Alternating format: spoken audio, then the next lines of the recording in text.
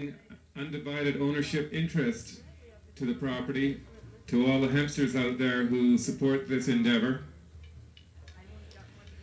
And for that we need your name and address. And we promise we won't pass that on to the RCMP or anybody else. This is for our private data bank only.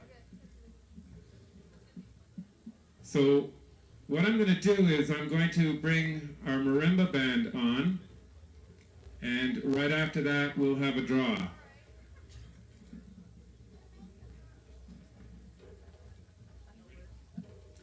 All right, ladies and gentlemen, please welcome Zinga, the marimba band.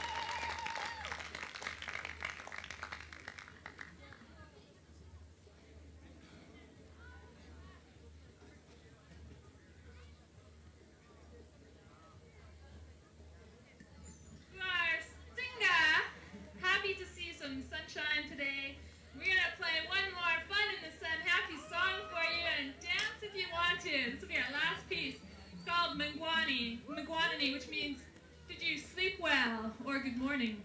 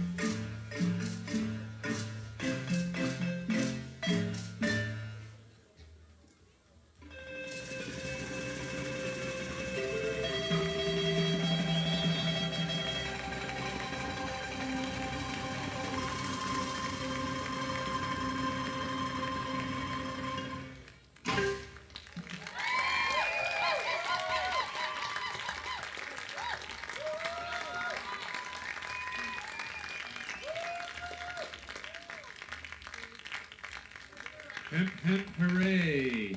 Thank you, ladies and gentlemen. I'd like to draw for a gate prize right now. So we'll get this young man right here. Stick your hand in here, will you?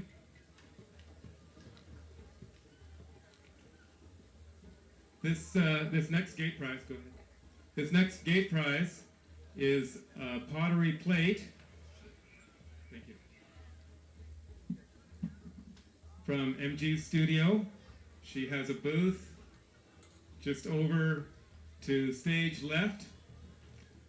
And it was the plate I was telling you about with the hemp leaf insignia on it. And the lucky winner is a M. Lynn, L-Y-N-N, from 3rd Street in Nelson. If you'd like to come and collect your prize, we'll have it up here on the stage. M. Lynn from 716 3rd Street, Nelson, BC. Your ticket stub will go back into the barrel for further draws. And those of you who haven't turned in your stubs here to the barrel yet, I'd like to remind you that your names and addresses will go no further than our data banks. We're collecting these for our own benefit, and we'll be sending out newsletters gratis to all of you who have handed in your stubs with more information about next year's festival and other good news. And now, ladies and gentlemen, I know that you quite enjoyed yesterday afternoon Jack's speech, so I'm going to turn you over to Jack Herrera right now. Here he is, ladies and gentlemen, the Emperor, Jack Herrera.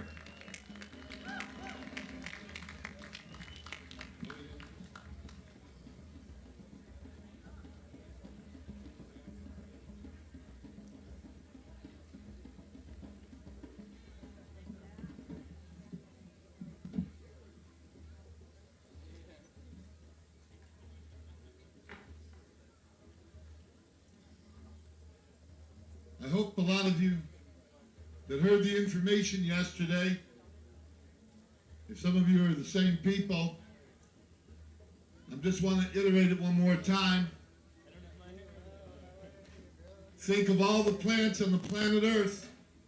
Think that this is what your government is teaching your own children, what they taught you, me, that the number one plant on the earth of 3 million plants, or maybe 4 million plants, the number one plant that grows the biggest, the best, the healthiest, the strongest, the fastest, and is the most useful, is the best in every category of human endeavor, is outlawed. How do you like that? I mean, could you get away with that? You're better than everybody else, you can't play.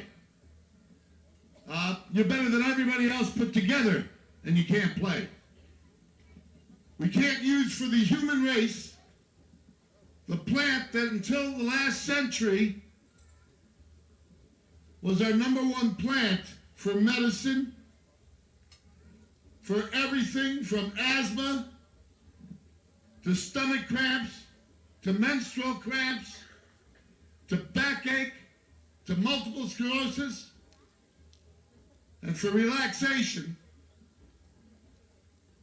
It was the most used medicine on the whole earth for 5,000, 10,000 years. We have receptor sites, more receptor sites in our brain for accepting cannabis, THC, than any other receptor, and this was outlawed. Well, you say, hey guys, you made a mistake. Made a mistake. 12 million Americans have gone to prison since they made that mistake in 1937. I don't know how many of you are here in Canada, but my goal is to get and teach people this information every day, every moment, and ask you to teach people this information over and over and over again. When you have a plant that can make all the fuel for our homes and industries and our autos, and you don't even need a fraction of it because you can make wind and solar and geothermal, you got a great fight. And what I want to tell you is you got to, in order to do this fight, you got to know the information. That hemp really is this plant. And as you go along, some people will write, oh, you can do it with other plants. Ask them to name the other plants. You'll see once in a while an article. There's a lot of other plants that can do this, but never once is it named. Once in a while, sugarcane is named. It grows on 1% of the Earth's surface. It destroys the soil upon which it grows. Once in a while, they name knuff for paper. It grows where there's 100 inches of rain a year in tropical and subtropical areas and devours the ground, makes a shitty paper. The best paper it'll make from knuff is electrobright, which is what you get in the National Enquirer or newsprint. Hemp makes every grade of paper, and it leaves the ground healthier for having grown there. You grow it around all the other crops so the bugs and the weeds can't get in, and then you plant the other crops there and you move the hemp crop a little bit. Learn the information, read the information, and then help with the politics. 21 years ago, my partner Captain Ed and I decided to do an initiative. And we've been doing these initiatives ever since. People tell us we've been losing, we've never won yet, but when we started there was only 2 of us that knew this hemp information in the whole world, that hemp was the #1 plant, at least as far as we knew. And now there's millions of us. And now it's time to get political. It's time for each and every one of you to start thinking seriously of running for politics, of talking to your politicians about hemp. Not once, not twice, but over and over and over again till they get it. And start running. It doesn't matter whether you lose or win. Ultimately, you win because every time you go out and talk to somebody, they're more receptive to the next time someone else will talk to them. You have the most fun plant on the planet. Everybody that's gotten high, listened to music, had a loving moment, a hike that seemed where time didn't pass, you were just walking.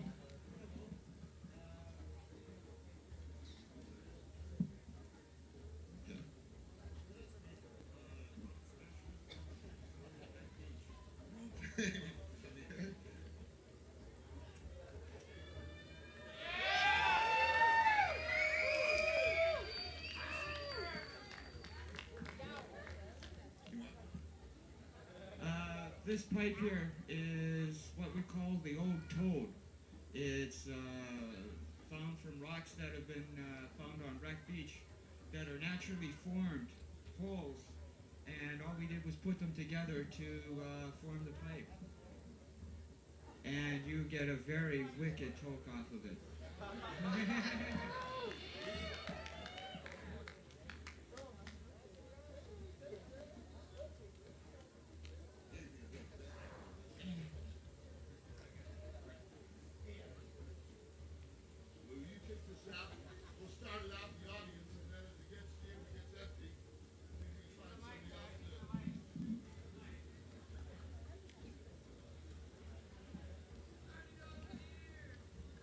Start it out into the audience, and as it goes around, you pass it around. If either one of you guys can keep this pipe passing, put a little token and pass it on, it'd be a good trick. Would you do that? Okay. Start it.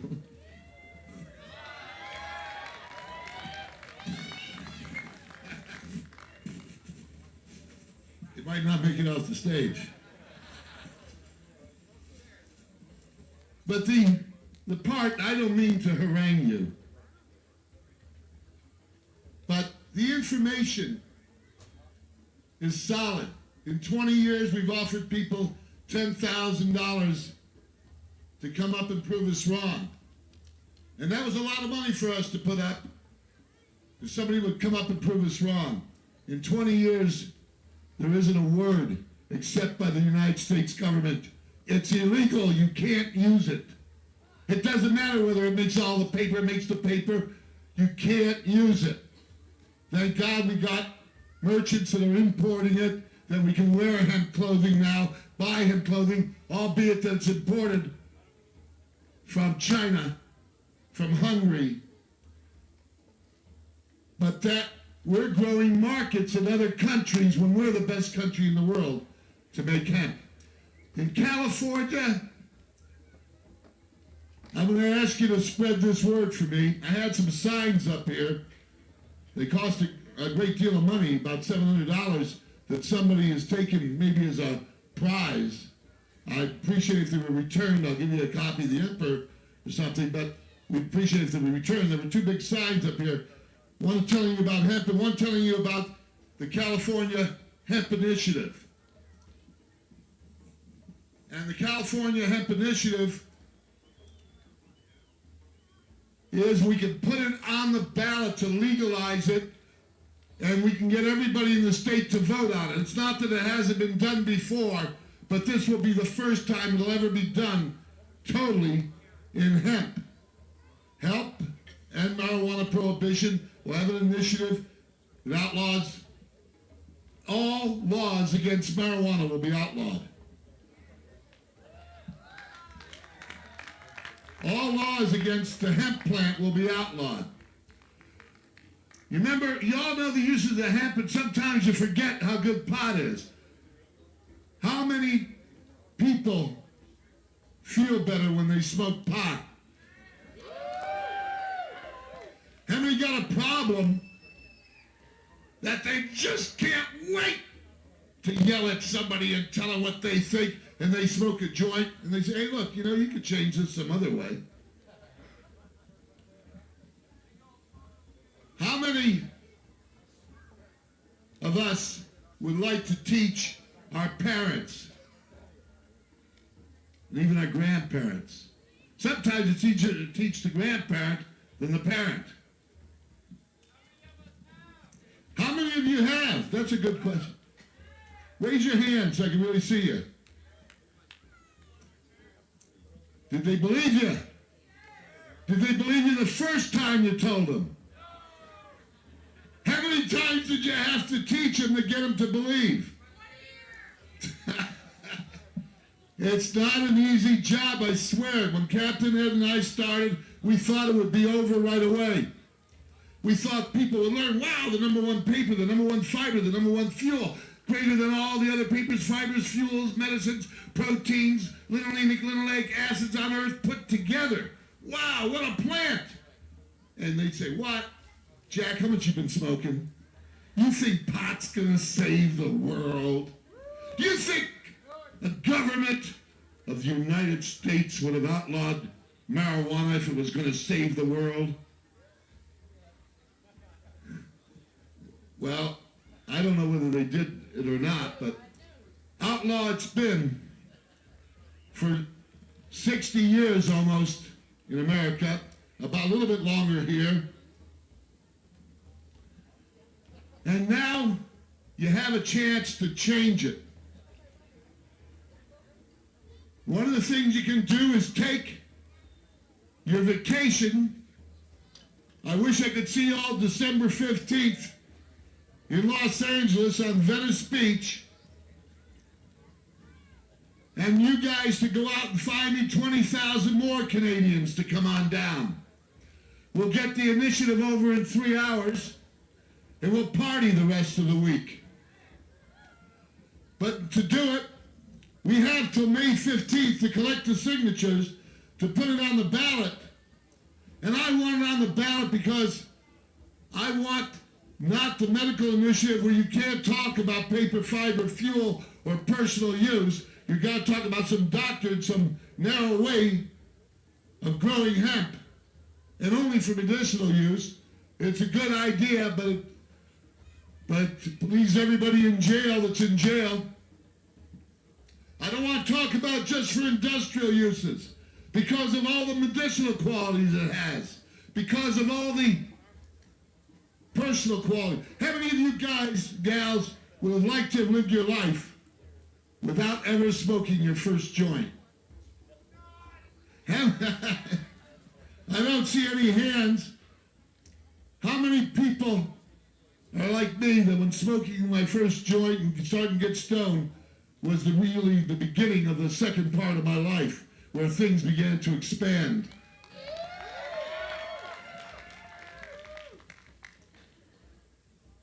And I'm asking you to come on down to California, where we're doing an initiative, and we have the right in America, in California, in 23 of the states, to write our own law. And Captain and I worked and wrote on a law to legalize cannabis for personal use, paper, fiber, fuel, medicine, and every derivative, and that the government can't take a goddamn cent or a word in it. It would legalize it in California. If the feds still wanted to enforce their law, they would have to come in with their own police. They couldn't use California police. You say, well, what good is it'll do you in Canada? I don't know, but if you want to do me some good, if you do it for me there, the word will still be spreading. It's still part of the same process of spreading the information.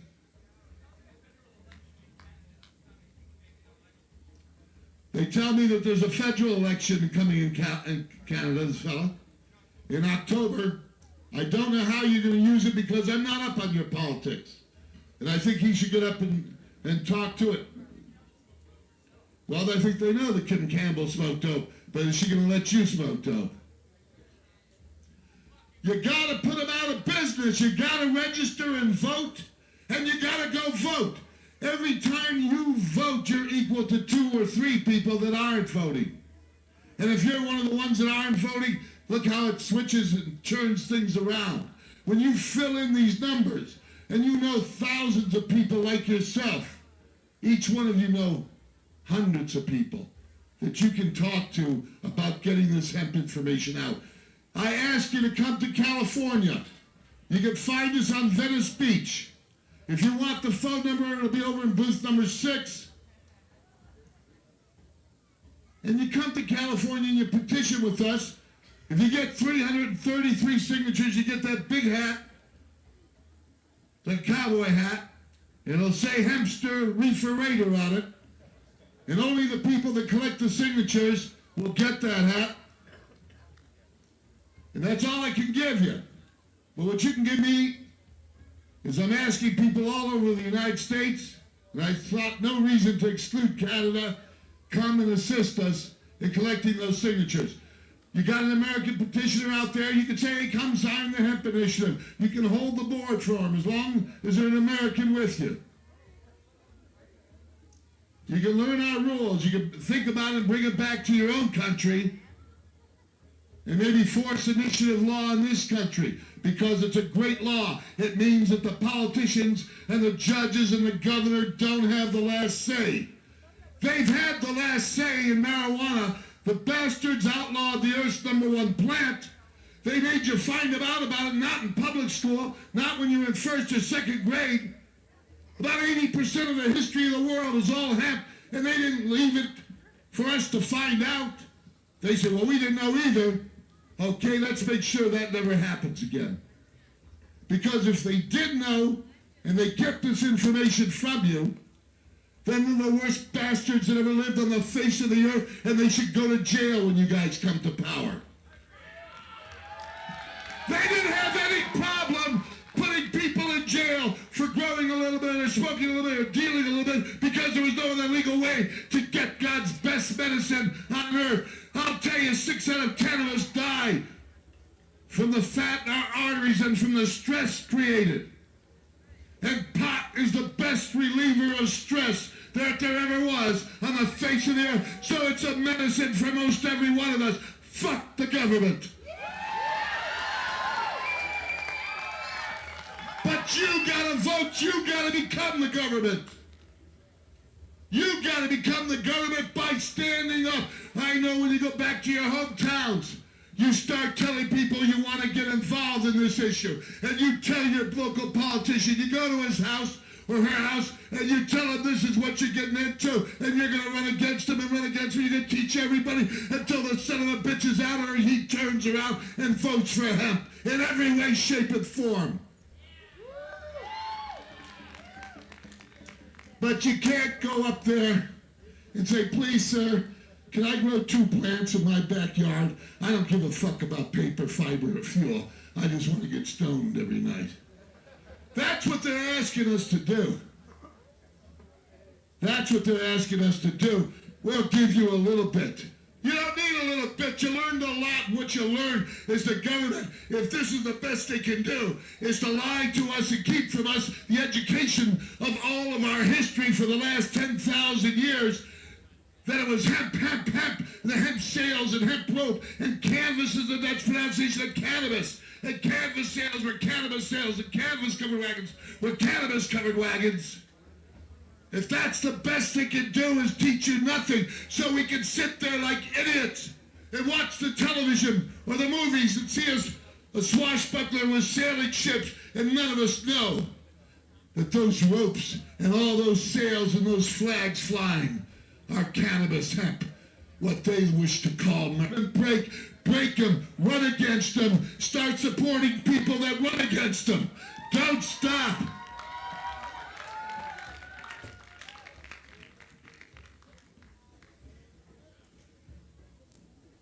But we still be thankful that we have the freedoms that we do, but don't ever hold on to them like they're so precious, because if you give up this freedom to go after them, your children will be lost. The Reaganites and the Bushes will come back. They will put us into prisons right now they're building in the United States. They're taking all of our old military barracks, our Camp Pendletons, and turning parts of them, Fort Ords, and turning them into prisons. What do they want to send there? Who do they want to send to prison? The car thief, the carjacker, the raper? No. People caught smoking pot. Wow. In light of what you know,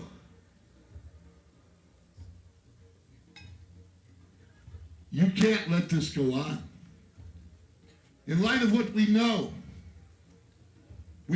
all of this information. If we let people go to jail, if we don't help get people out of jail, if we don't help clean up their records so that there is no record whatsoever he ever got busted for cannabis or was put in prison, it's wiped clean. And if for people that lost money, some form of compensation, a tax credit, a college credit, so they could go to college without paying for it, something. It should be enough for the government to say, oh, I'm sorry, you can now grow hemp. How about all the millions of people that have gone to prison and jail and have had their lives ripped open? People that we supplied or supplied us at different times. It's the only way to get it free. And to get it free, in our initiative in California, everybody that's in jail, state prison, county prison, goes free. In our thing, all the people that go free are totally exonerated and have no record, and all records are destroyed within the state.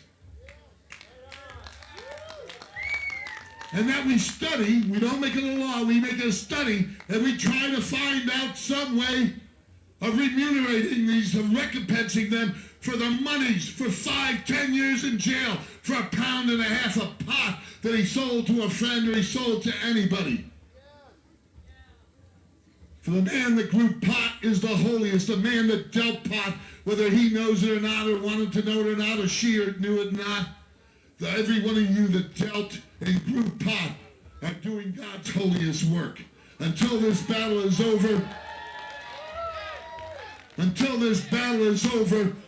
we all in this fight are the heroes. They won't sing songs about James Watt. They won't sing songs about George Bush. and Ronald Reagan except to spit on him.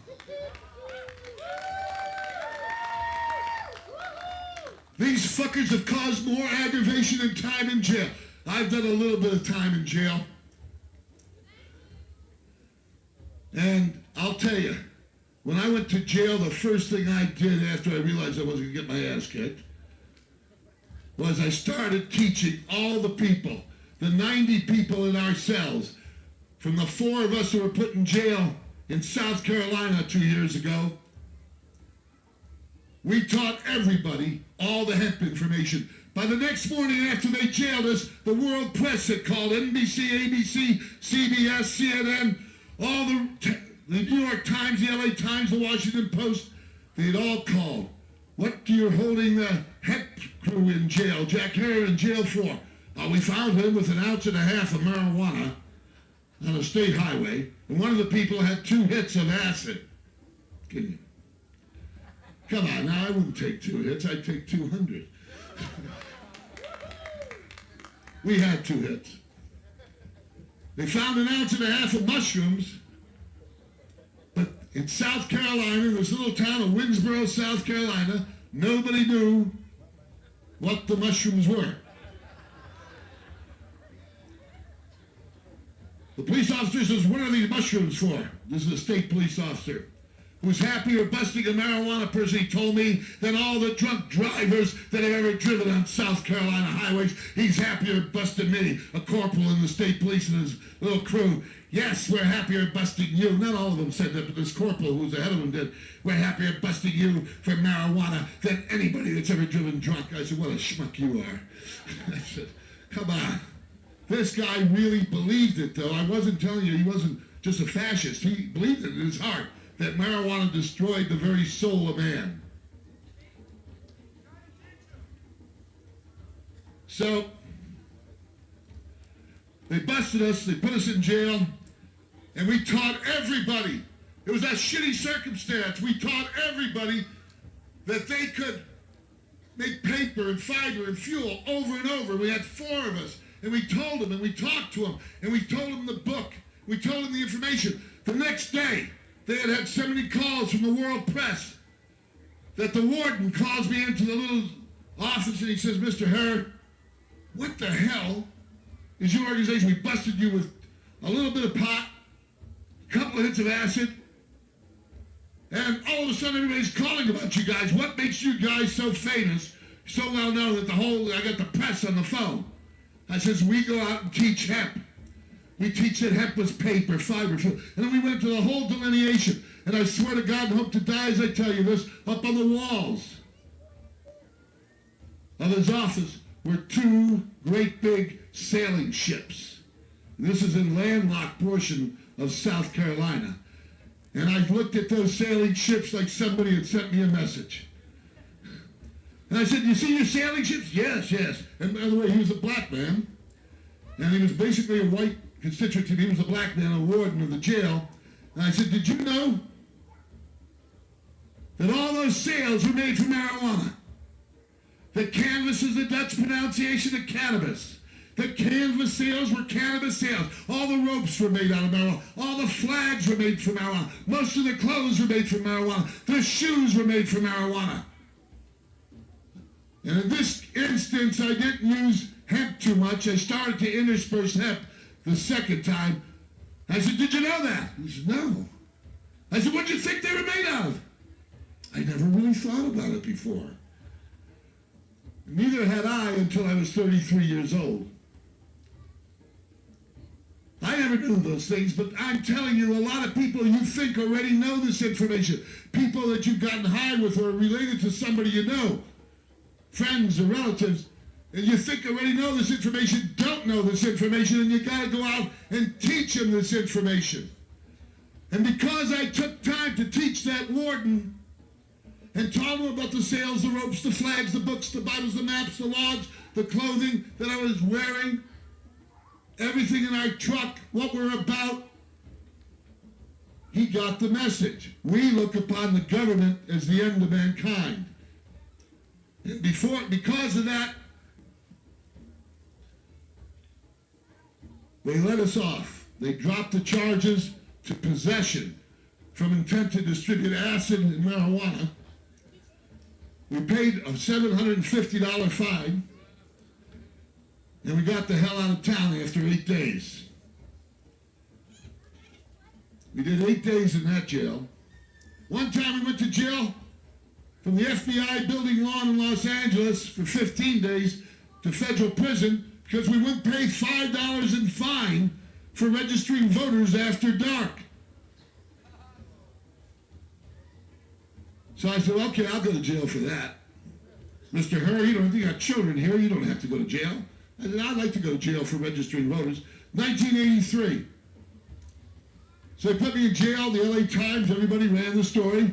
They put me in the jail ward, which is like solitaire, and I got no music, no radio, no television, all they had was cowboy books, and I got to write a book called The Emperor Wears No Clothes.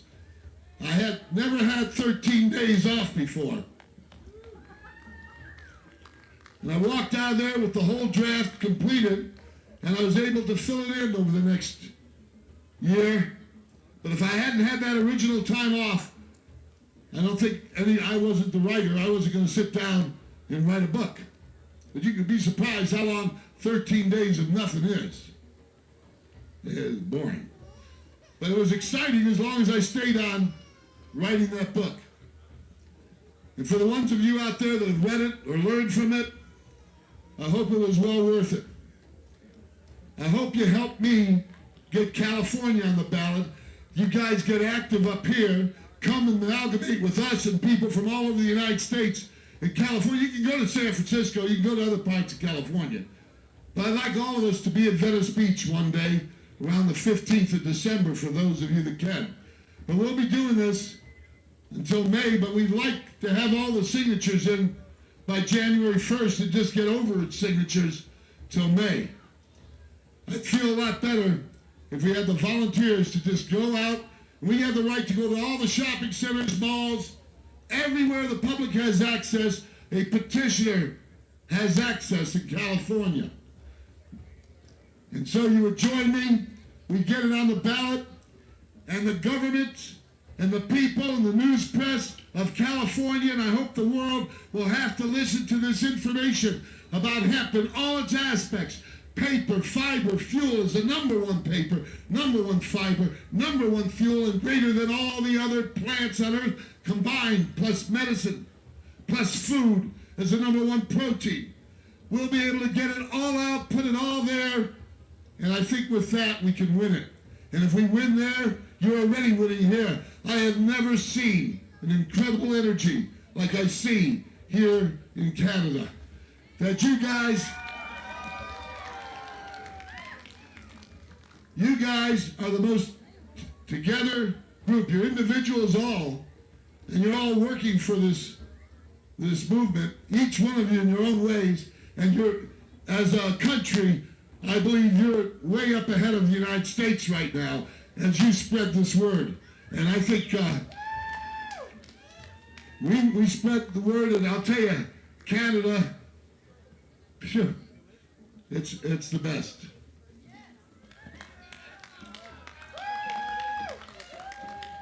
So, all of you please think where my signs are. I'd like them back. I would like you to think about what one of the signs said. Come to Los Angeles or California, San Francisco. You can call our phone number. It's hemp. 310-392-1806. I'll be over at booth number 6. You come to Venice Beach December 15th. December 15th on. We have the biggest booths in Venice Beach. Our booths are about 40 feet long. We have signs. Have any of you ever seen our booths in Venice Beach? Yeah. We have 2 of them in Venice Beach, as a matter of fact. And we wish you had booths. We sell all the clothing, all the books, all the high times, all the row books, all the bracelets, wallets, everything you could think of. and we get out and we speak to the people. We've got giant signs for them to read. And we've taught so many people. We used to go down to Venice Beach 4 years ago, and everybody said, fuck you. Not everybody, but some people say, hey, you guys, what the hell's hemp? What the hell's hemp? Now, we don't have any people that used to be against us bring their family down. There, Dad, read these signs. Let me take a picture of you by these signs. The word is spreading. Please help me spread it legally. Don't let my politicians give us a bullshit law. Let us give us our own law. And at the very worst, even if we lose the election, we'll have taught millions of more people and we'll be that much closer to the final victory. Thanks, guys.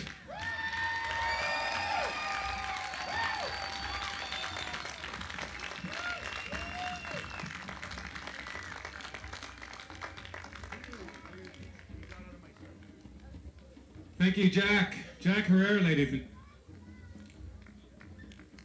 wonderful information, rebel-rousing to your own communities. Become a full-time activist. Spread the news. Our environment is suffering. Our society is suffering.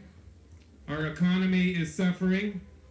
And all because of the corporate family's greed. That greed is destroying us. It's destroying our species. It's destroying the planet. We gotta stop it. Say again. We gotta stop it. We do have to stop it. Oh, cannabis! What we want you to do is sign our petition and then go on collecting petition signatures for us. Our petition is over at the information booth.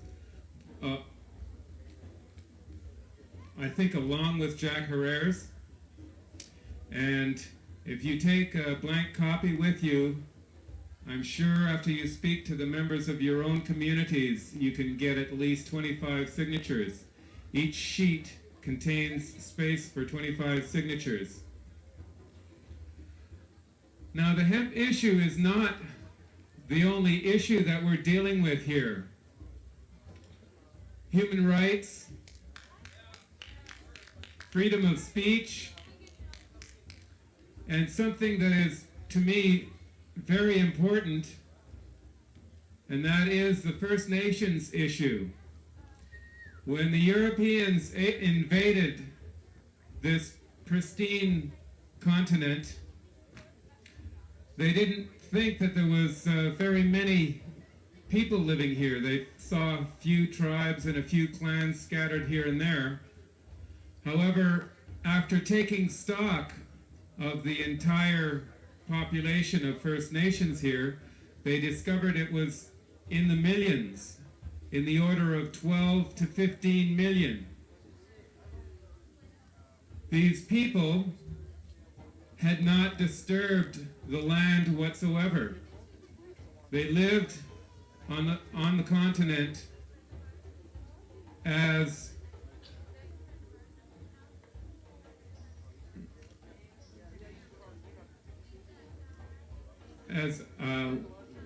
we should live now, instead of covering ourselves in plastic and all the non-biodegradable materials that we're using.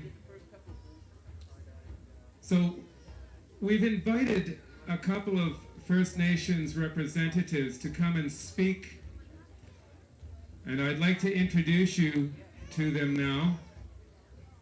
From the Sinixt tribe, I'd like to introduce you to Robert. Robert, please welcome Robert from the Sinixt tribe.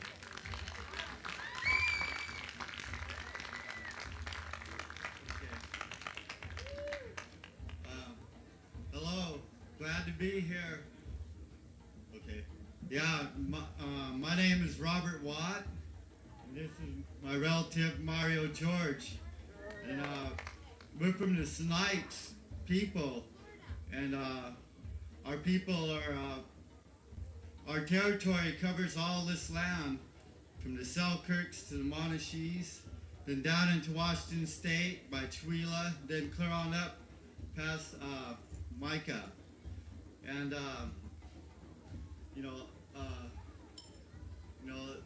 there's a lot of things that happen to our people. The reason you don't see a lot of our people around is because when the Europeans come into this country, they used germ warfare on us. Like they brought in smallpox with blankets, and they were doing that on purpose to try and wipe us all out.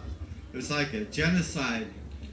And part of the reason they was doing that is because if they kill a whole people in an area, well then there's nobody there to take care of it. So then they can come in and claim jurisdiction and sovereignty.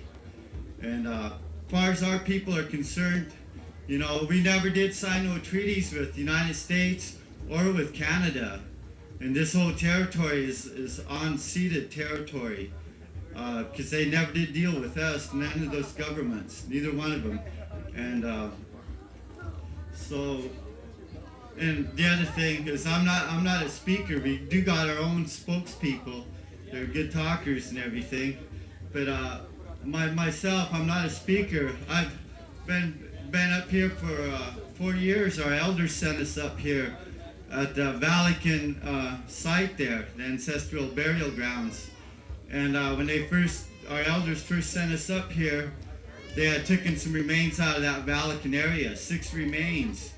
And so our elders sent us up here to get those remains back. They took them over to a museum. And so our elders asked us to come and take care of that, to get those remains out of the museums and then get them back in the ground where they belong. Different remains back from different museums, UBC, Royal British Columbia Museum, Simon Fraser University, the coroner's office. It's you know, it's really bad like that when somebody digs up somebody's remains and then they put them on a shelf. And you know, it's hard for me to understand that, you know.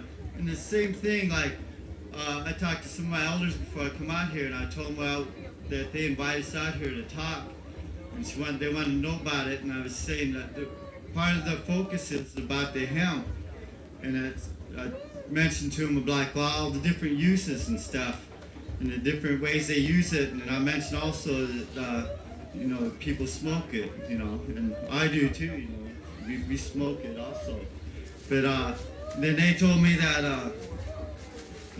us Indians, we use like a lot of different plants, especially like smoking, you know, we can use tobacco, knick, and we use different barks, and even many different things for different purposes, even different mushrooms and things like that, you know, our people use that. And our people, we never did have no laws against those things. And one of the things that they wanted to, when I was talking to them about that, about the plants, they were saying, I don't know if I'm right for saying this, but they said those plants have more rights to be here than those people. Talking about the government, you know. I know you people are really good in understanding, you know. I feel comfortable talking to you, and one thing, you know, like one of my focus was always just like on getting remains back and protection of burial sites and cultural sites. And then the other thing that my focus is on is that we support anybody, anywhere, that's doing anything to protect any part of the environment, any of the watersheds, or anything to do with this planet. There's some things we got in common, you know. It is the environment, you know, because we all use that. We all live here. And the other thing we got in common is our future generations.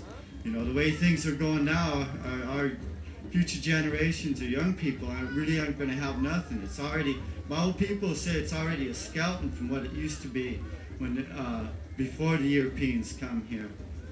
And you gotta bear with me, I gotta use my notes. Okay, then the other thing, since I've been here, I've been up, you know, I've been a caretaker at the burial grounds there. Like, if that wasn't enough, they took some of our remains. They wanted to turn that Vatican site. See, it's got old pit house sites on it and burial grounds there. And from 3,000 years to 5,000 years old, that village site is. And the government here, they wanted to put an information center there or something like that. and they wanted to have like picnic tables and stuff like that there, like, you know, like a tourist thing, you know. But the thing of it is, we got burial grounds there too, you know, and to try to stop them legally, it was just like kind of impossible, you know, dealing with that government. And so how we took care of that is that site, see, we just occupied it and just moved right in there and just wouldn't allow them to come in and do no building or anything. And that's been 4 years, and we're still there, you know. And, you know, there's a lot of, like our people, like because we didn't make no treaties and we don't deal with the governments, we're not part of the, like the DIA, Department of Indian Affairs, or the BIA. We're not part of that, you know. That's just, people that get involved in that, the Indians that get involved in that are just like puppets to the government, you know. So some things you'll probably hear about, like what a lot of Indian people are really struggling for, and that's sovereignty and jurisdiction, you know. And okay, and since I've been there, see, just to try to, and I've been involved with other people like that's been trying to protect the environment in different places, like at Alaska Creek and Hasty Creek, and just anybody, anywhere, like when they're trying to protect any watersheds, environment, or anything there. If I'm free, if I'm not busy, I'll go there and try and help them in any way I can. And but since I've been here, they've see, our traditional territory goes down into the States, and I was born down there. So even though I don't claim it, you know, they classify me as a United States citizen, but I don't claim any of that. I'm Arrow Lakes, I'm Sinixt, you know, not part of the United States government or the Canadian government. But since I've been doing that, they try to get rid of us, you know, like they use smallpox, and they used to just outright murder us and kill us in all different ways. But they can't do that anymore because there's good people like you guys out there watching, you know, and we support each other. And but they try different ways, you know, like see, they try to get rid of me, try to deport me out of this country, the immigration, you know, and I've been battling with that for about every year now, you know, for the last 3 years. The first time they tried to deport me, it was because I had a drunk driving charge when I was down in the States about 17 years ago. They had to drop that, but since then, about 3 or 4 years ago, anyhow, I've got busted for cultivation, and so they're using that, and then that's what they say, that they classify me as an inadmissible class because of the cultivation charges. And I've been trying to fight that, you know, we're fighting it, you know, in our own way. We're saying, what I'm saying, you know, is like those immigration laws that they're trying to deport me with, those only apply to the people that immigrated here, you know. And our people never give up the right to travel freely, especially in our territory. We always will have that right, you know. But we got to fight the government too, you know. I know how hard that is, you know. And something so simple as hemp, it's just a plant, you know. But you know, it's weird that government, you know. So one of my elders, you know, one time when he talked about the government, he says the government or greed or evil, whatever you want to call it. I believe it like that too myself. Even when I was over there in the immigration where they had me over in Vancouver, they brought me over there and put me in jail, but all their phone numbers there, the immigration in Vancouver, they all began, their prefix, the first 3 prefixes is 666. That was weird having to deal with those people, and that's their number, you know, that's their prefix to their telephone number, so immigration. So it's like, you know, I know who those type of people are, and I'm really happy that there's people out here that's aware, you know, that supports, you know, trying to protect the environment. And I really, you know, I really believe in that, you know. And I hope there's people over in Clayoquot right now. I hope they, we give them our support all the way too. And then people anywhere that's trying to protect the environment. And all the way too, you know, like I support, in my area here, we support, you know, legalization of hemp all the way. And even like, you know, just plants in general. You know, none of them should be against the law. I also belong to Native American Church, and from the States there, there's we're always struggling with that just to keep it legal for our people to use that medicine. And they've been trying to make it against the law. So I know that struggle. And I don't really got too much more to say. Just thank you, people. And I hope everything goes good. I hope it gets legalized. And I support you people, any of you people anywhere, like I say, that's doing anything to protect the environment. And you know, spread the word that, you know, Sinixt Arrow Lake people are alive and well. They're not extinct. See, they classify us as extinct, but we're not. So, you know, like, even if the government doesn't recognize us, that's okay, because, like, who are they, you know? As long as you people recognize us that we're alive and well and we exist, you know, that's good enough right there. Oh-ho, Limlet.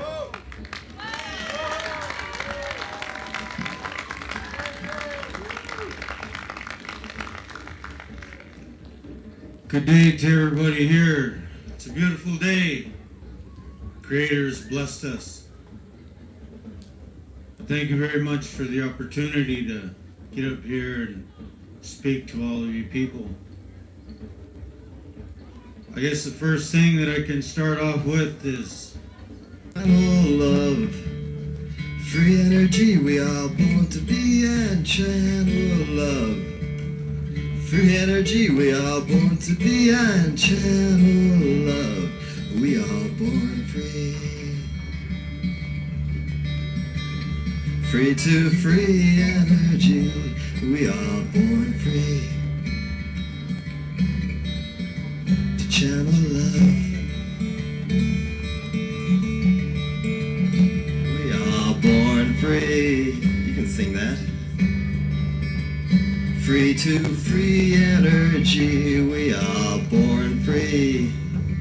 To channel love, to channel love.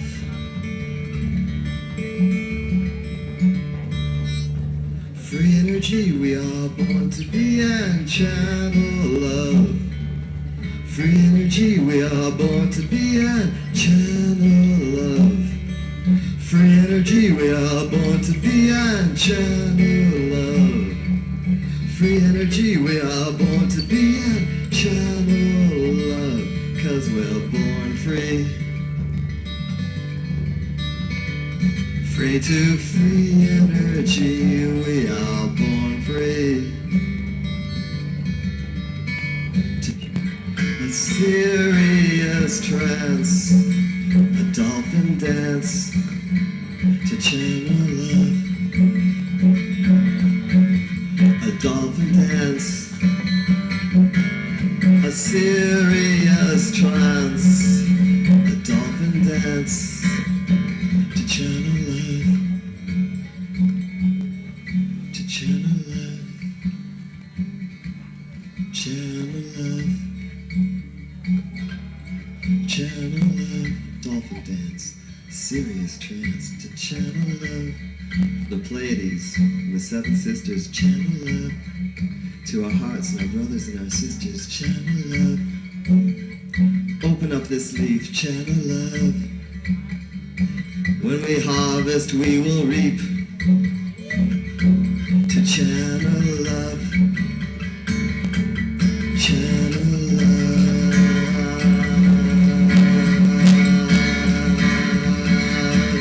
channel love,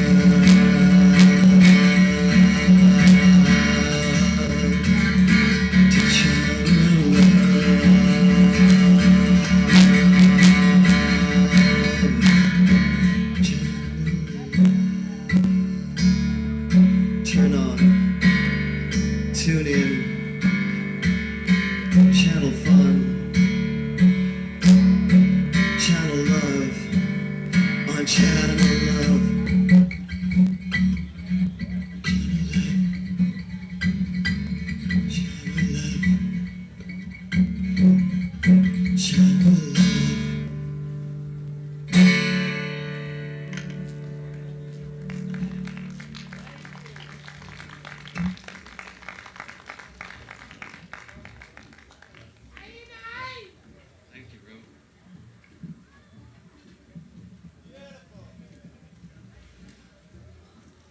was asked to come here, it was kind of amusing to me. I got a phone call from Robert Barecki, and he said, we're having a hard time finding an elder for the hemp movement.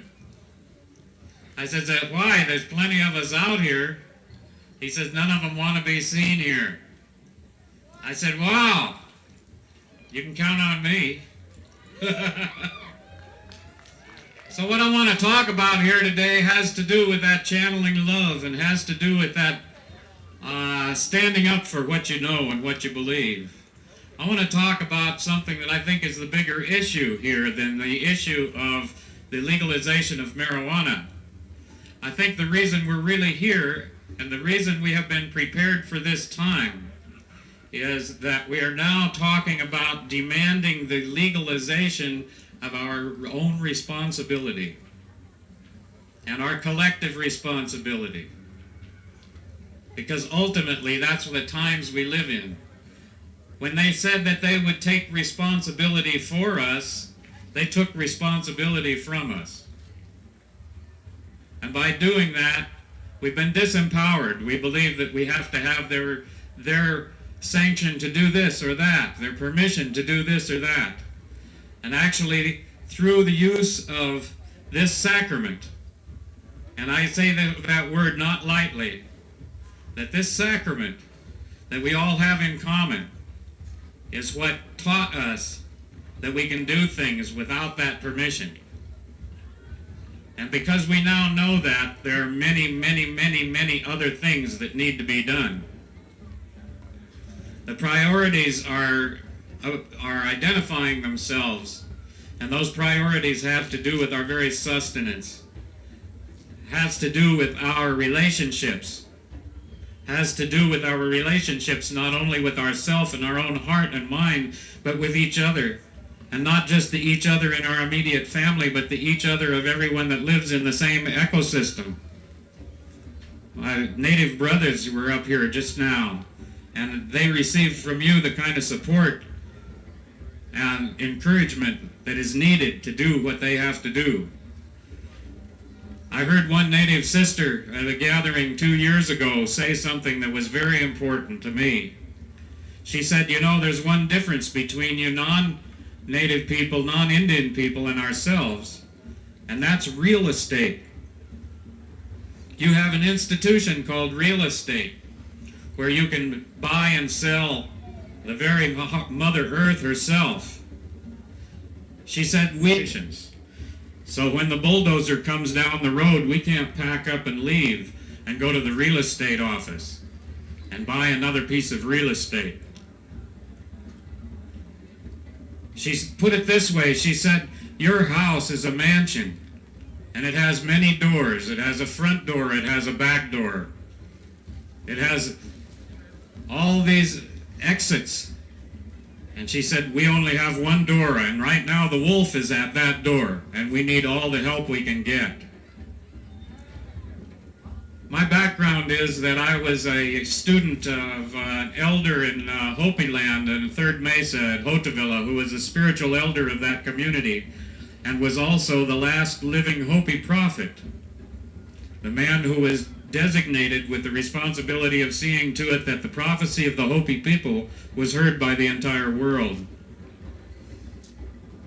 As a result of my relationship with that elder, there were a few things that I remember, a few things that stick in my heart that guide me in my life. And one of the things that he said was that at this particular time in the evolution of our people, we now must return to the spiritual way of life. What he meant was that we must come into alignment with all of the aspects of nature, not just the nature of ourselves and each other, but the nature of all living things. And we must start to listen to what they have to say to us, because they are the ones that have the knowledge from being here for so long. When you think of the human race is like a teenager. We're like in our teenage, in our evolution. And just like teenagers, we think that we're kind of spoiled. We want the keys to daddy's car, but we don't want to have to buy the gas. We have all these things provided for us, but how can we be responsible for them? How can we know that in the future there are still going to be trees, or that there's not going to be so many piles of garbage around that you can't live in certain areas? How do we know that these illnesses that are around right now might not spread to our children? We don't know these things because we don't have the responsibility for these things. We put them in the hands of doctors and specialists and the high priests of our culture, which we call the scientists. And because of that, they have the power. And now, the one thing we all have in common here is that we are all members of a clan together.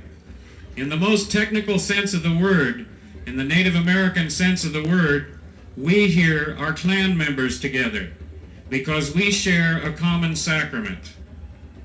That sacrament is what has shaped our way of thinking, our way of believing, our practices, our music, our poetry, the way we teach our children. That has already happened. And so we are, fellow clan members, responsible for future generations' ability to share in that same experience that we have had ourselves. In order to do that, there are many things that we have to take responsibility for. Perhaps if we had been more responsible in the 60s and 70s, and the generation when I was your age, most of you here, perhaps if we'd have been more responsible, this would still not be a big issue. But what happened was that people were young and they felt that they could have these things in pure license, in pure freedom, not understanding that the other side of freedom is responsibility. I used to be a school teacher. I had my own school, an alternative school in the 60s and 70s. And the one thing that I learned from the children was that if you are going to provide them with a free environment, you have to be able to respond. That's what responsibility means to me. The ability to respond. Everybody who came out here today and for this weekend is using your responsibility. You heard about this and you responded. Those who didn't come because they were afraid to identify themselves as clan members, maybe they didn't feel that it was important to take that responsibility. What I've been doing for the last 15 years was directed to me to do by elders of the Hopi Nation. And that is to collect up all of the old food crop seeds from all of our ancestors' food crops that are still left in existence, and to start growing them again, distributing them among the neighbors. Whoever would grow some of these varieties and appreciate them, they might grow them on indefinitely into the future. I found out one thing. 80% of all of the sexually reproductive food crops of the world, in other words, the heritage of our ancestry, our agricultural ancestry, has gone extinct in the last 50 years. 80%.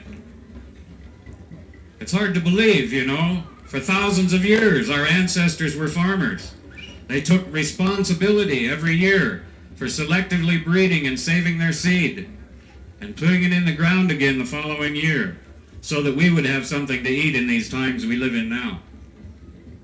And yet, if you look around, what you see is that we all grow hybrids. We all grow patented genetic material that was constructed in a laboratory to have long shelf life, to be pretty colored. It has nothing to do with nutrition. It has nothing to do with the maintaining of vitality of our families. Because of that, even in the organic movement, you know, when you go to the organic food store and buy your organic food and you think it's superior food, most of what you are eating is still a hybrid. The seed for it was provided by either a chemical company, a pharmaceutical company, or a petroleum company. The only way that we are going to be able to really get our power back, folks, is to feed ourselves, to be responsible for it. And so, with the same understanding that we have about the preservation of the strains of marijuana and hemp that grow all over this world, and that is a big effort, we still have to look at our food. Somebody once said that in hard times it's better to have some pot and no money than money and no pot. But if you take a look at it on a deeper level, I think it's better to have something to eat, to put in our bellies and in the bellies of our families, than just about anything else. A pot in every pot, right? But I want to say this because I just spent the weekend over a little fire over here that we started Friday night. It became real clear that there were people here who wanted to pray around that fire. Made me feel really good to know I was among brothers and sisters that were taking that kind of responsibility. That we're not just here to enjoy ourselves and have fun, but we're also here to take the great amount of energy that we can create through the drumming, through the singing, through the good intentions, and through the love that we have for each other, and actually channel that, like that song says, channel love.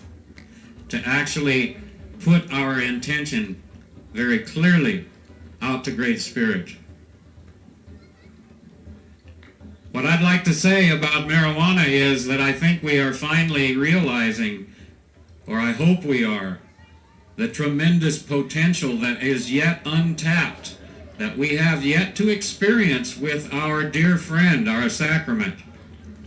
We have used it in a recreational way, we've used it in a social way, we've used it in personally creative ways, but we haven't even touched the surface of the spiritual sacrament that it is.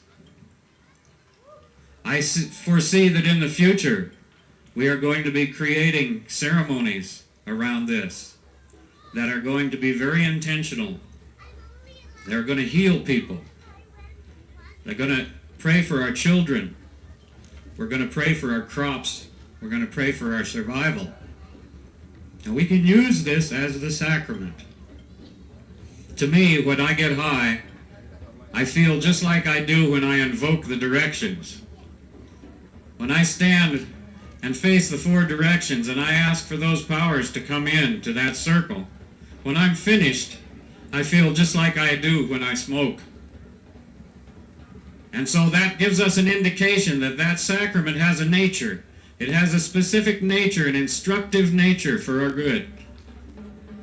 And because that is so, we should take advantage of it. We should take responsibility and use it as a vehicle for our prayers.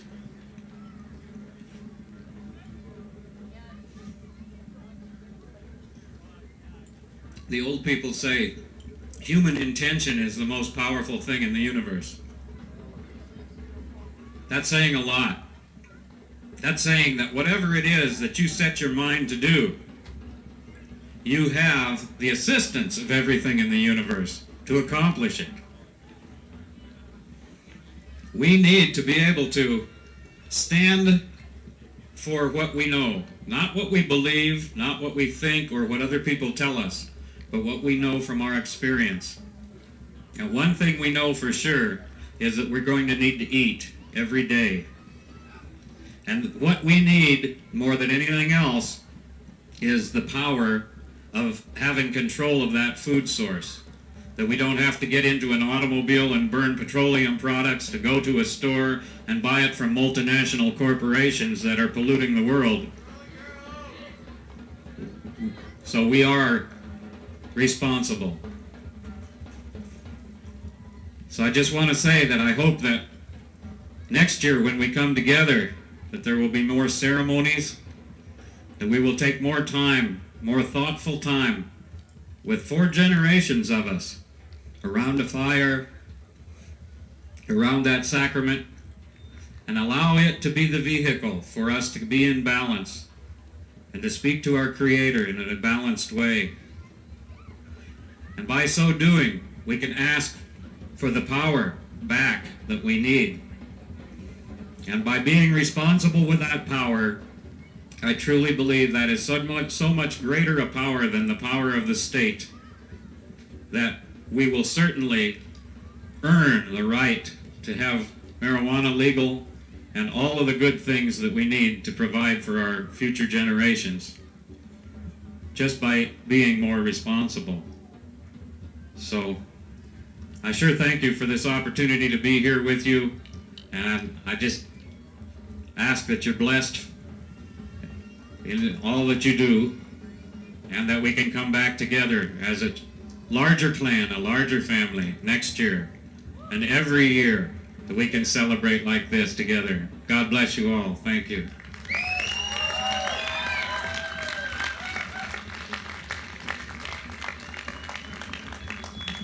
Thank you, John Kimmy.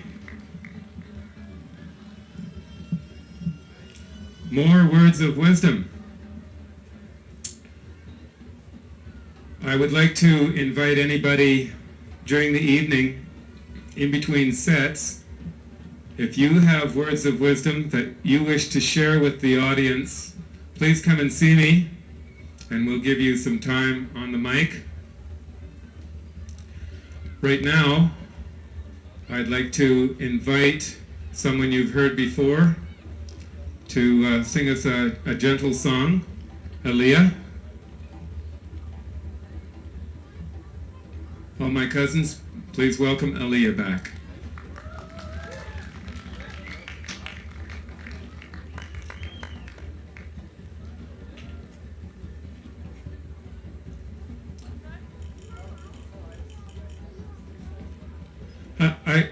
I would like to talk to you about cousinship for a minute. I call you all of my cousins because indeed each one of you are my cousin, as each one of you are each other's cousins, as I am your cousin. Within 50th cousinship, the entire planet of humanity are cousins. When you really think about that, it doesn't matter what religion, what race, what color of skin, or what your beliefs are. We are one big family, and we have to start acting as a family. We have to work together to ensure our rights. We have to treat each other with respect, and we have to be concerned about each other, about how we're living, about how we're existing. There are a lot of people out there who are not living good lives. We have to make sure that those people have better lives, and in doing so, we will ensure better lives for ourselves. That's what being cousins is all about. And now here's Alija. Thank you, Guy.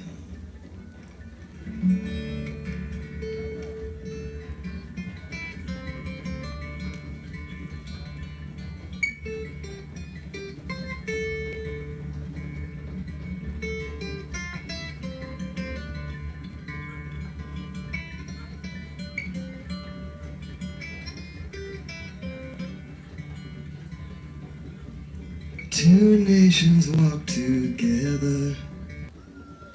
Okay, he has things to do, and so do we. We have to lobby our government, and we start at the regional level, go to the provincial level, and then strike at the federal level. All of these people, all of these organizations are the ones that are stopping us from having these rights and freedoms. We have to be able to plant our gardens the way we want to plant them. We have to be able to plant our agricultural fields the way we want. But above all else, something that has not been touched on in this whole weekend that we've been here, and that is the issue of free enterprise. We live in a country and on a continent that perpetrates free enterprise. Well, when there are laws prohibiting the production of a clean product, then free enterprise is down the drain. Free enterprise means free enterprise. We have so much legislation that is running against the rights and freedoms of Canadian citizens that we could just about say we're not citizens, we're slaves of Canada.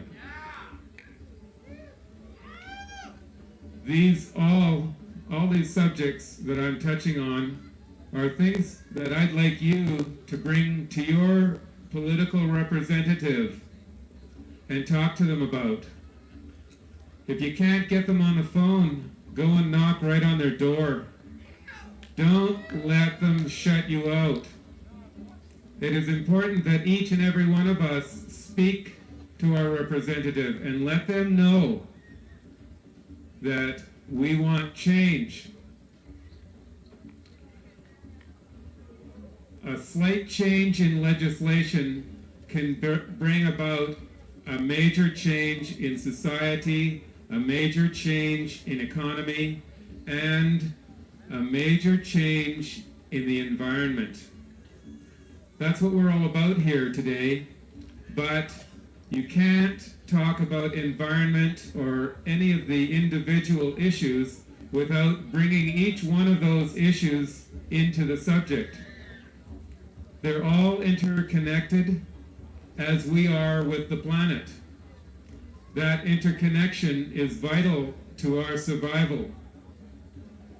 Each one of us has to make that connection known to those representatives who perhaps got into politics to do something for humanity but have lost it on the way up.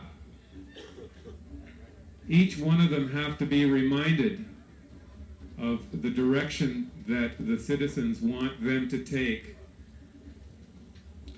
We are not a minority.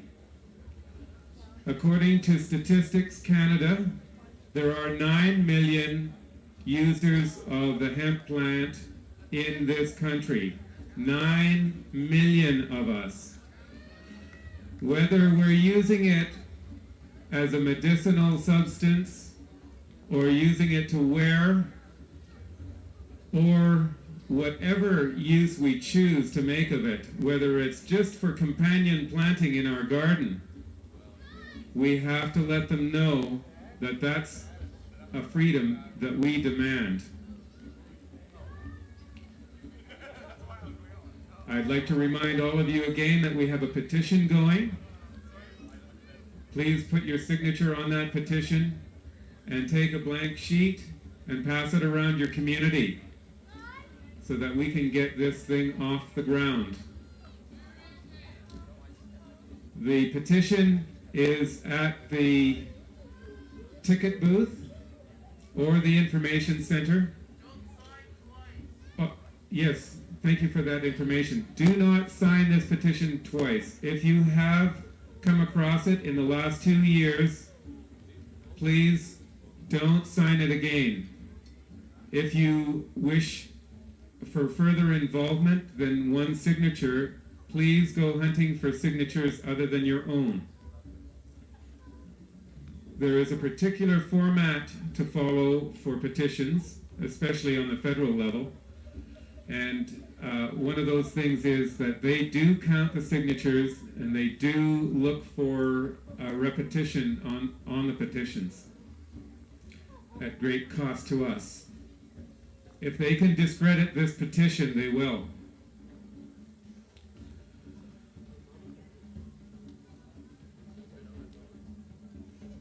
The other part of the format is 25 people per sheet with name, address, whatever statistics they need. I think the name and address are what specifically they're looking for. And we need 100,000 of those signatures to make our petition hold water with the House of Commons. Once they receive the petition, then they are obliged to have a national referendum. With a national referendum, we can make that change.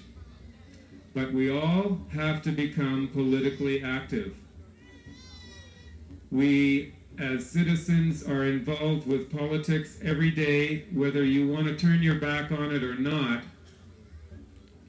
You are a part of the political system because you are a citizen of this country. If you're going to be involved with it, you may as well have your own way. And you'll have your own way if you are politically active. I would like to talk to you about some politically active people who helped us out with Hempfest, and that is the people who organized and did the hemp trek. The hemp trekkers walked around the Kokanee Glacier 260 kilometers in 10 days. They stopped at communities around the glacier, and we had wonderful community meetings. We passed along a lot of information. We changed a lot of minds. Once they realized that there was something in it for everybody, they were very supportive. And that support came about specifically because of the hemp trekkers. And I'd like you to give them a big hand right now. Thank you, hemp trekkers.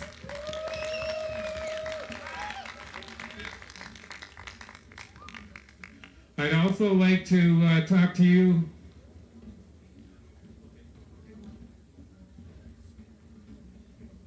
I'd also like to thank the other activist groups. That's ComBC. They're present right now.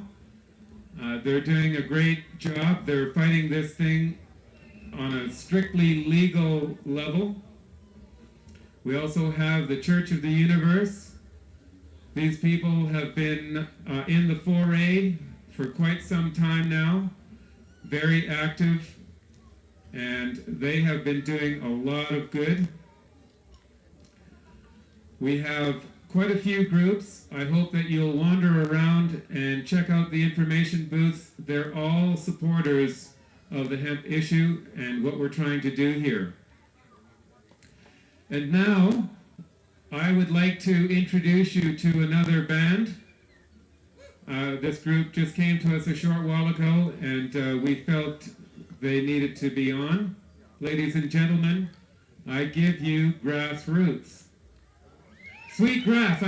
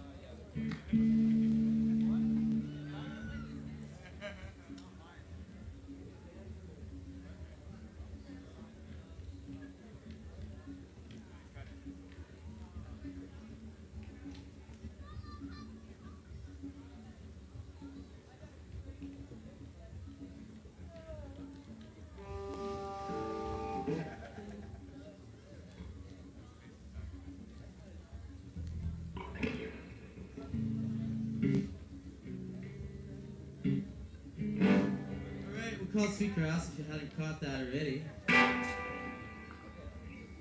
We do the funky tunes, so if you want to dance, feel free to.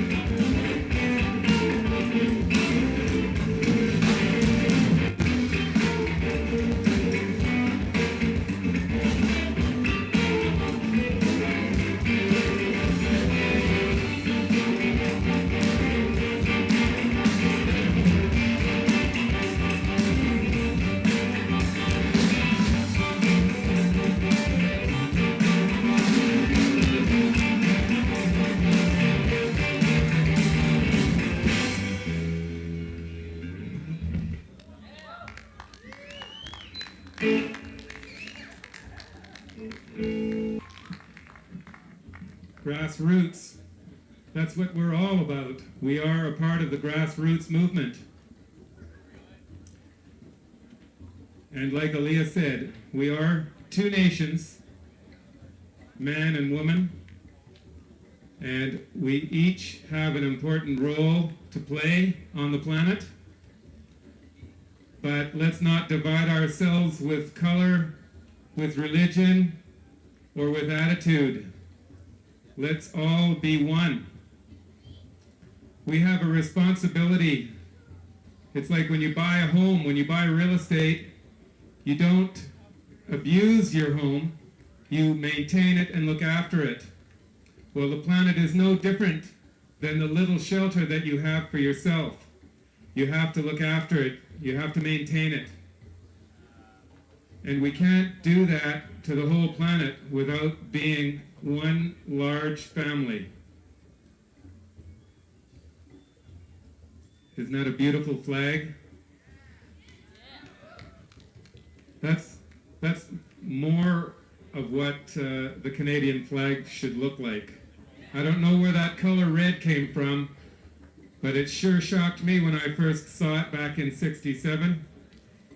And the maple leaf, that sure astounded me too, because in reality, all the pollution that the United States is sending up our way over the border, unchecked by customs, is destroying our maple garden in Ontario and Quebec. Pretty soon, another 8 or 10 years, we won't have a maple tree garden in Canada. The only garden that's going to be able to survive is the hemp garden. Perhaps the flag will change then. Perhaps our attitudes will change then. And if that happens, there will be a lot of changes that we'll see. Our connection with the plant will be reunited. We may see a lot of spirituality rise in Canada. The consciousness of that plant will be transferred over to us, as it is with the few people that are here that have been introduced or reintroduced to the plant. We feel that this is an important issue because we've been told by scientists and academics for the last 20 years that the planet is dying. They've told us that by the turn of the century, if we haven't changed our ways, then the way of the planet is going to change. And that way is only downhill. The death of the planet. There isn't another planet around that we can use, and it'd be really hard to get ourselves there. So this spaceship is all that we have. And I hope that you will help us by going back to your communities and raising the awareness of your community members as to what the hemp industry issue is all about.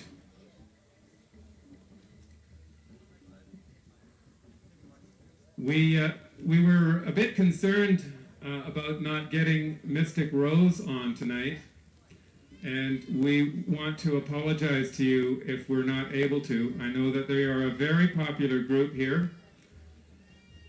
We're trying to compress our time with the bands so that we can get them on. But if that doesn't happen, we hope that you'll forgive us for our shortcomings. We hope you're all having a good time right now. I know this weather has changed for the better.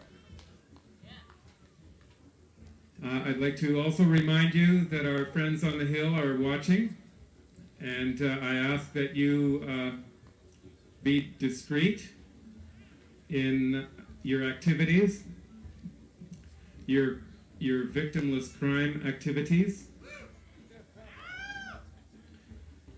And we hope that you continue having a good time for the rest of the weekend. We're offering you an extra 2 days of free camping and parking, Monday and Tuesday. I hope you all know that. You don't all have to leave at once. And we hope that you stay and enjoy this wonderful property. It too is connected to the earth. And this property welcomes you as a home away from home. If you haven't put your name and address, your mailing address, onto your ticket stubs and put it into the draw barrel, I encourage you to do that now, because not only do you have an opportunity to win some door prizes, but we will be mailing newsletters out to you about next year's festivals.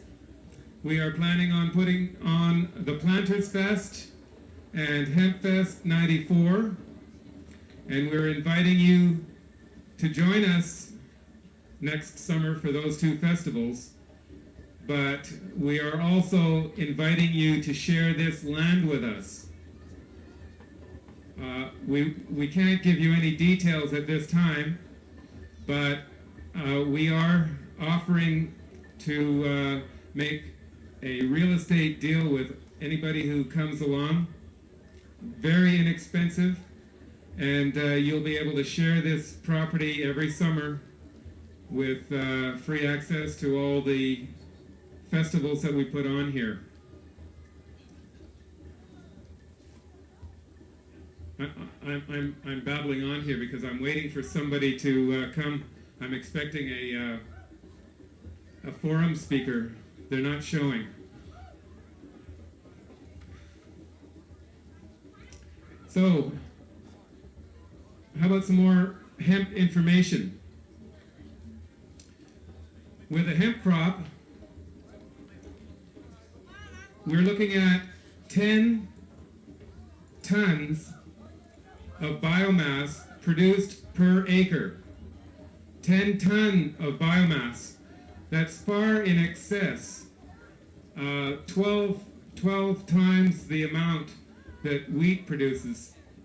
It's something like 7 times the amount that an acre of Douglas fir will produce. And the next closest competitor to the hemp plant is sugarcane and corn. Corn being the other sacred plant on this planet. Corn and hemp have, throughout our history, been considered to be sacred plants. But for corn and sugar cane, the hemp plant produces 4 times the amount of biomass. That's an incredible amount, but when you consider why it grows that quickly, it is because it uses copious amounts of carbon dioxide. And obviously it uses 4 times the amount of carbon dioxide that corn and sugarcane use. So it makes sense to plant the hemp crop just for the environmental reason, just to reverse the greenhouse effect, and for the production of ozone. If we could get this message across to our academics who are unaware of it, to our politicians who are unaware of it, we may have a good chance of having some social change here.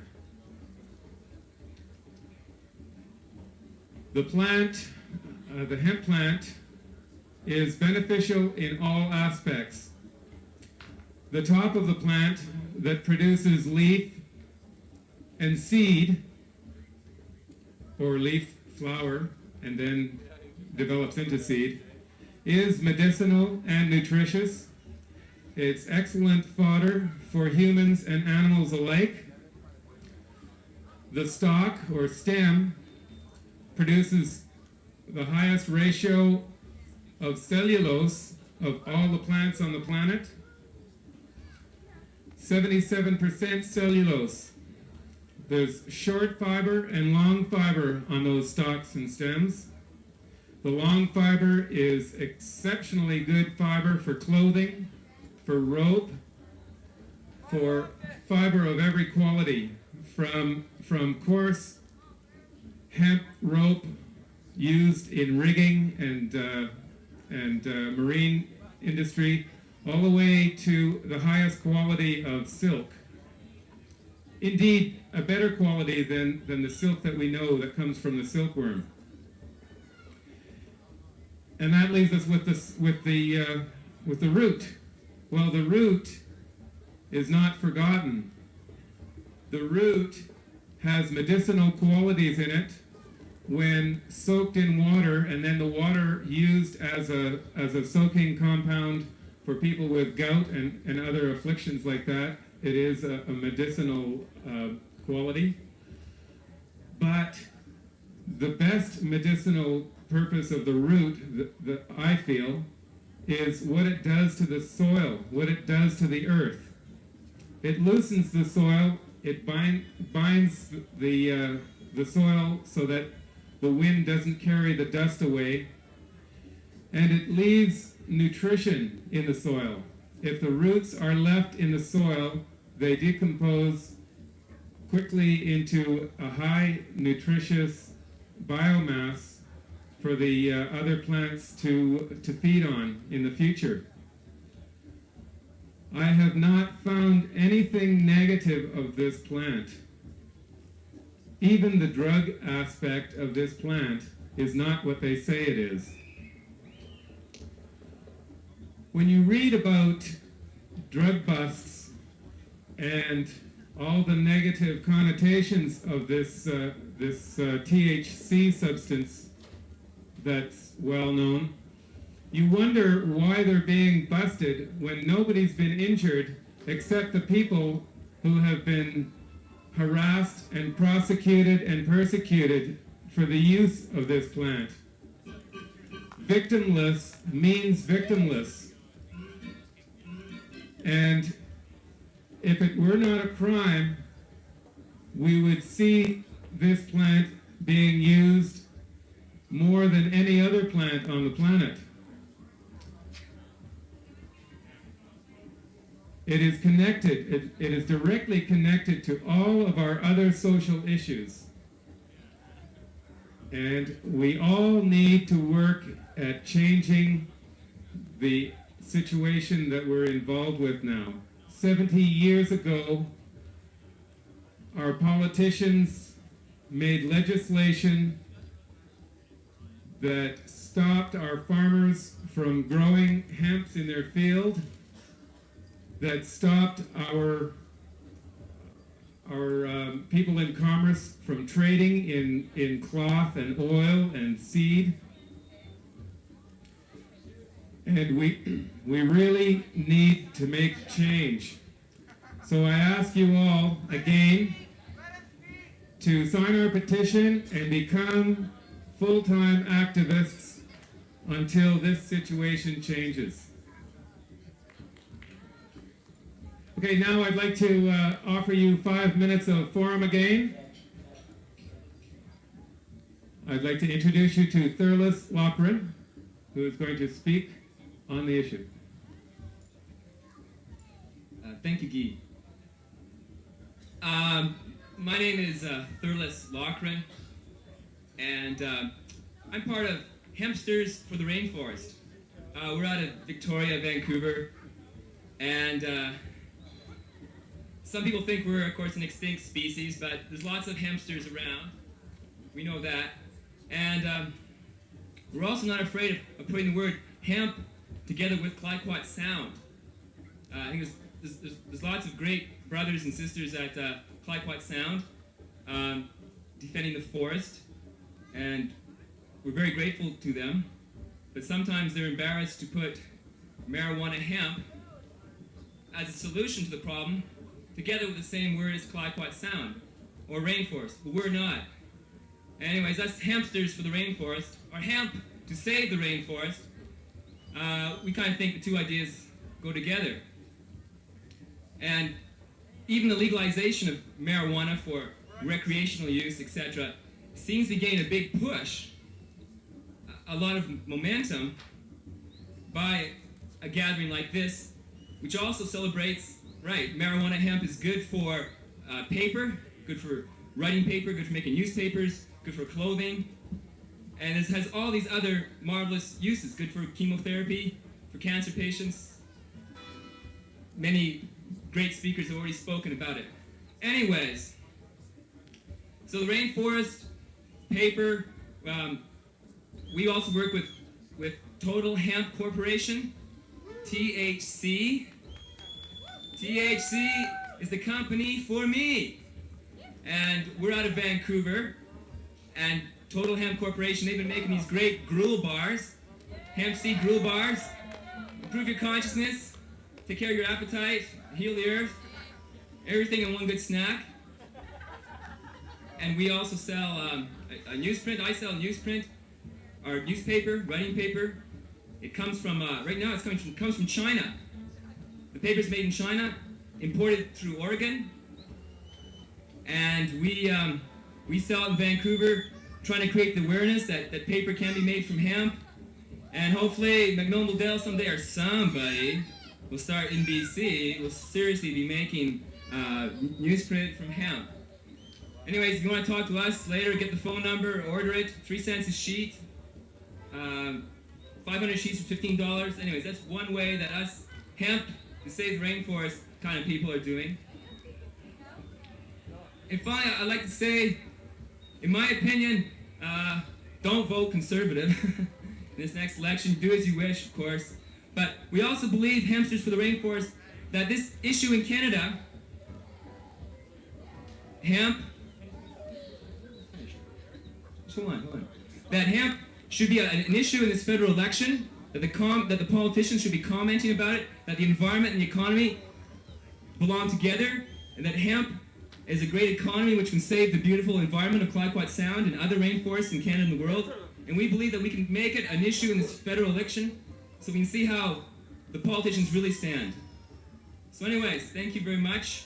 My name is Lockran, and I'll be over at the Total Hemp Corporation booth. And anyways, great to meet all you Kootenai people, BC people.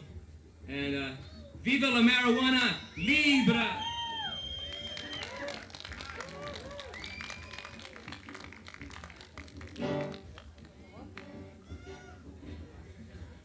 All right, thank you very much.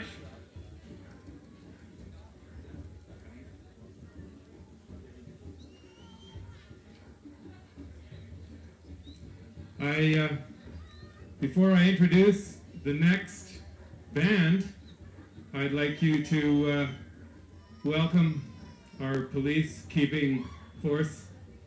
They're coming to visit us, and I hope that you'll give them a warm smile and welcome them. The RCMP will be coming around to say hi to each and every one of us. So please give them a bit of a welcome.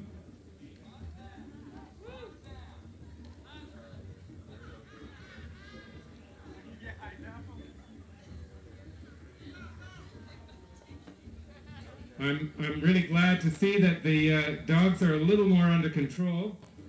The canine species is welcome, although we did state specifically on the poster that we did only want human beings. We accepted your dogs. Last night I reminded you that taking the responsibility of a dog is taking the same responsibility of a child, because they don't have any more intelligence than a child, and that's what they're like throughout their entire lives. So you do have to keep an eye on them, take good care of them, make sure that they're not a hindrance to your neighbors.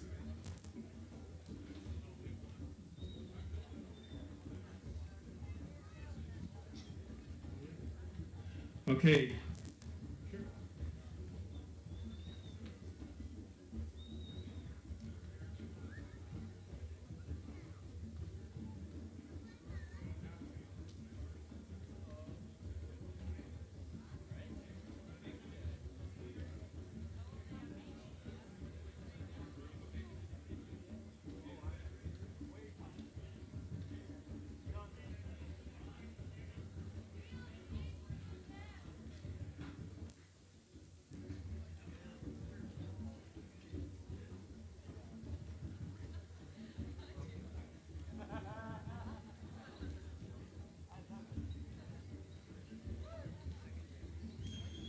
Yes, the Scarlet Riders are here, and I don't know whether their uniforms are made out of hemp anymore, but I would like to remind you that they too did wear hemp uniforms in the past, and hopefully in the future they will be wearing hemp uniforms as our soldiers did.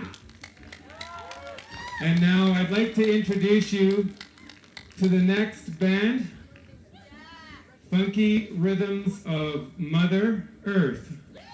That's an acronym for From Earth. Ladies and gentlemen, From Earth.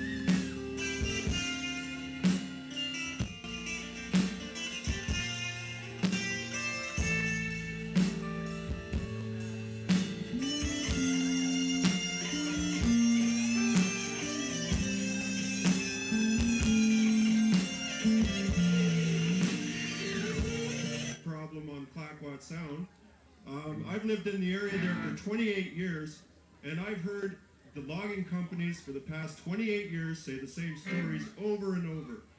The local people in Ucluelet believe that the logging companies are it. They figure that these logging companies haven't lied to them.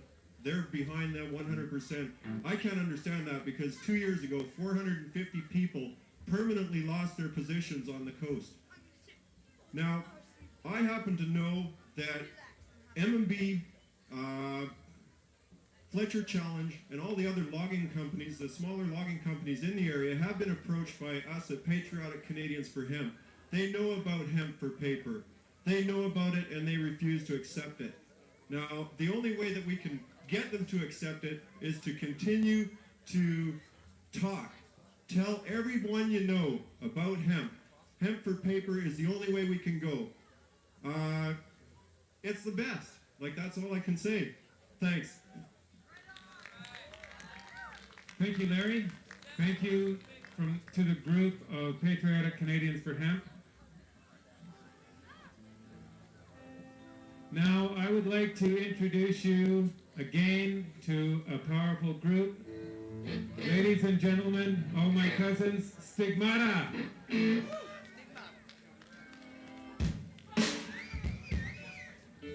Good evening or afternoon. I'm gonna need some more of this in the front here.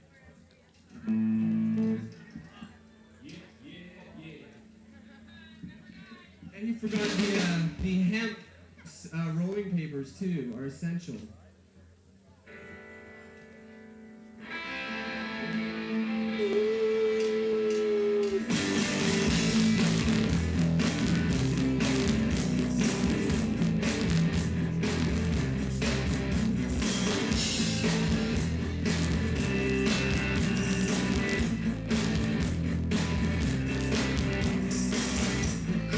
Cold hearts never ever die.